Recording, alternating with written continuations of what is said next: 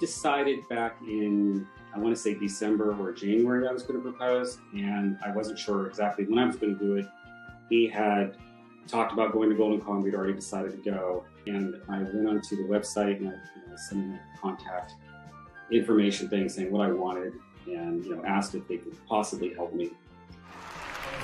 Yes. As you know, you were born when I was first watching the Golden Globes. And I never dreamed that all these years later you would pop up and love the show as much as I did. Yes. So we've talked a lot about walking out that house today. I hope someday we will. Yes. So in the meantime.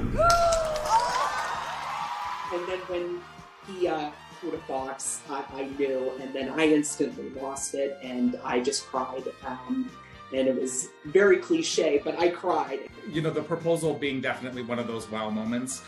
We were obviously creating a space and an experience for people to be seen, to be heard, and to celebrate the things that they're passionate about. I have been a Golden Girls fan since I was probably 7 or 8 years old, and the significance of that show for me is not only is it entertaining and it's funny and it's well written, but you can find yourself within one of those 4 characters. But for me, I feel like the show is a safe place for young gay people.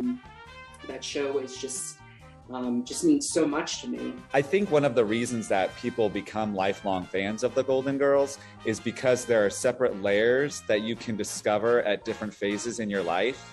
Whether it's you just enjoy that quality time that you have with a parent or grandparent or sibling, or as you become older, you begin to understand the humor and it's just funny.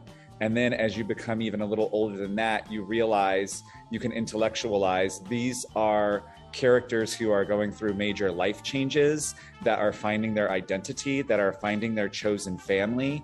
And for the LGBTQ plus community, that rings so true for so many.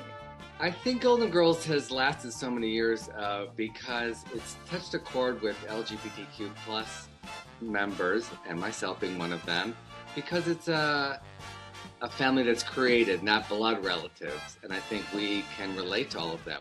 There were no positive gay role models on TV. The only gay people on TV were people dying of AIDS, or we were, stigmatized as being these awful, degenerate people.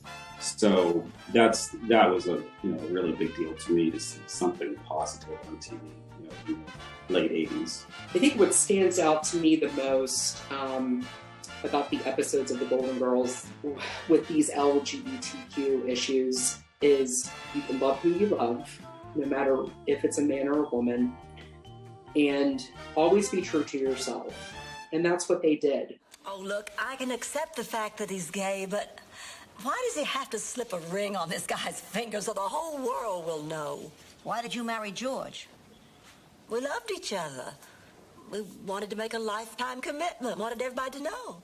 That's what Doug and Clayton want, too. One of the moments that stands out especially is Sophia explaining to Blanche, they're sitting in the kitchen by themselves, and Sophia explains to Blanche that, that Clayton, Blanche's gay brother, simply just wants to love his partner and have that love be accepted and to care for each other and to live out their lives happily.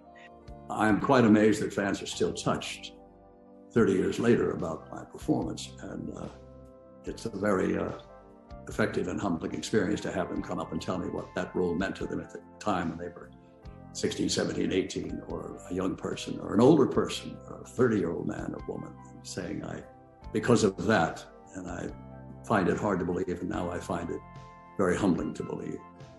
And as I go to say that the Golden Girls were all gold actors, extraordinary talents, and the writing and the producing and the directing. So this was a very classic show to do, and to have this kind of response all these years later.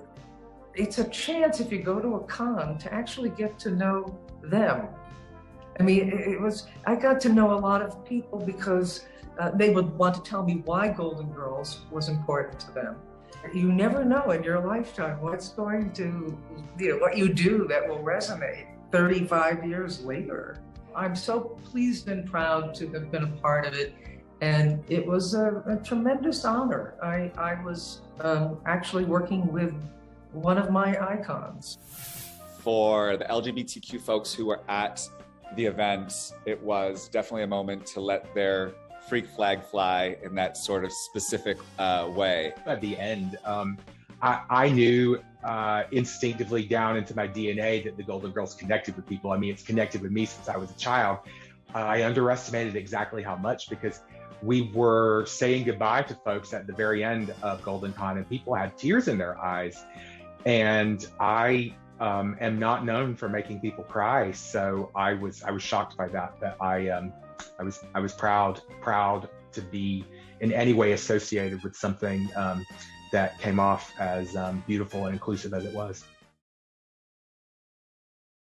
Hey, thanks for watching our YouTube channel. Find your favorite recipes, celebrity interviews, uplifting stories, shop our favorite deals, and so much more with the Today app. Download it now.